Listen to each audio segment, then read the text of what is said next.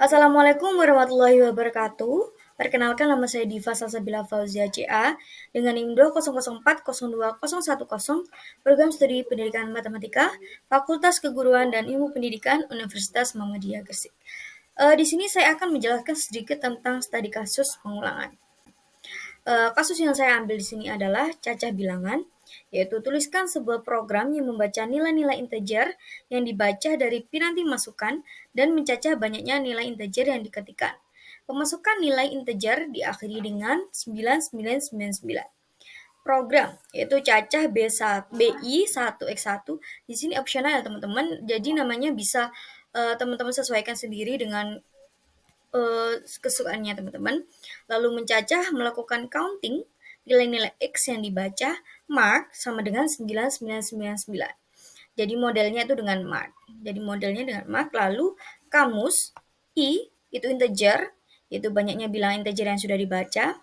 Lalu X juga integer, nilai yang akan dibaca, nilai yang dibaca maksudnya maaf. Lalu algoritmanya, I itu 0, inisialisasi, lalu di input X itu untuk first elementnya, lalu while X itu tidak boleh sama dengan 9999, lalu do outputnya itu X, dengan I-nya itu I plus 1, lalu input lagi X untuk next element, lalu X itu sama dengan 99999. Itu adalah banyaknya bilangan yang sudah dibaca, lalu outputnya itu I jadi terminasi. Jadi penjelasan di sini adalah satu, yakni pengontrol pengulangan current element adalah nilai X yang dibaca. Lalu nomor dua, program ini tuh memakai skema yang benar, tapi tidak menangani kasus kosong. Jadi kasusnya di sini tuh tidak berkosong. Kalau kosong itu tidak akan tertangani. Lalu nomor tiga, program tersebut benar untuk kasus kosong ataupun tidak kosong. Jika nilai diketikkan langsung 9999, kasus itu kosong, maka mark itu tidak diproses. Jadi misal teman-teman memasukkan langsung 9999, maka mark tersebut itu tidak akan diproses. Lalu nomor 4, program tidak salah jika tidak pernah terjadi kasus kosong, nilai yang diketikkan minimal dilakukan satu kali. Lalu untuk yang kelima, hasil pencetakan I itu benar, inisialisasi sesuai dengan definisi. Lalu 6, konklusinya yaitu program tersebut itu benar, yang tadi itu benar, dengan tambahan spesifikasi bahwa banyaknya bilangan yang diketikkan adalah 0 untuk kasus kosong. Lalu konklusinya, skema yang dipilih itu baik, definisi I itu tepat. Lalu untuk selanjutnya lagi ada contoh kasus lagi. Untuk program ini saya tulis cacah BI 1X2. Jadi melakukan sama kayak tadi, mencacah melakukan counting nilai-nilai X yang dibaca dengan mark 9999, modelnya dengan marks, kamus, itu integer, banyaknya bilangan integer. Nah, bedanya di sini itu ada I-nya itu integer yang akan dibaca. Oke, terus untuk X-nya juga integer, nilai yang akan dibaca, algoritmanya juga sama yang tadi. Oh, cuma bedanya di sini I-nya itu 1 dengan inisialisasi, lalu input X untuk first element, while-nya itu X itu tidak boleh sama dengan 9999, lalu do, outputnya itu X dengan I plus 1, lalu X sama dengan 9999. I adalah banyaknya bilangan yang akan dibaca. Nah, itu bedanya dari yang tadi. Outputnya kurang dari I kurang 1, yaitu terminasi. Nah, itu I kurang 1. Oke, jadi penjelasan dari di sana tadi itu yaitu satu, pengontrol pengulangan current element adalah nilai yang dibaca, nilai X yang dibaca jadi sama. Dua, program ini memakai skema yang benar tapi tidak menangani kasus yang kosong. Tiga, program tersebut benar untuk kasus kosong ataupun tidak kosong. Jika nilai diketikkan langsung 9999 kasus kosong, maka mark tidak akan diproses.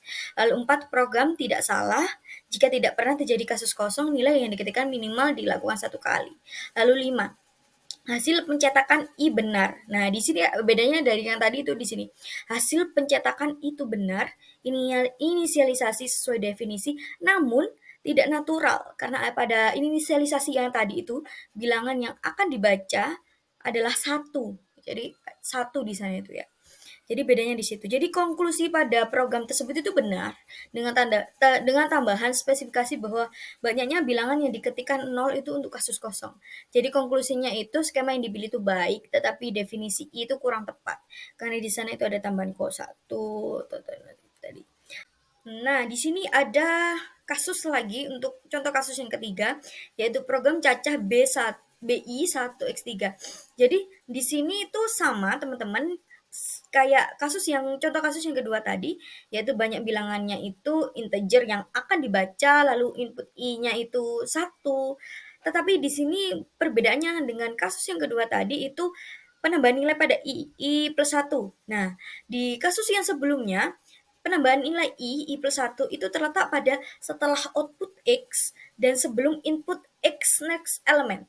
Tetapi di sini bedanya di penambahan nilai itu tadi terletak pada setelahnya input next element gitu. Jadi langsung pada penjelasannya. Di sini sama kayak tadi satu, pengontrol pengulangan kern elemen adalah nilai X yang dibaca, lalu program ini itu memakai skema yang benar, program tersebut benar untuk kasus kosong maupun tidak kosong, program tidak salah, jika tidak pernah salah, hasil pencetakan itu benar dengan inisialisasi sesuai definisi namun tidak natural, tadi sama seperti kasus 2. Ya, nilai yang akan dibaca itu adalah satu, terus lalu untuk konklusinya yang keenam itu program tersebut benar dengan tambahan spesifikasi bahwa banyaknya bilangan yang diketikkan adalah nol untuk kasus kosong.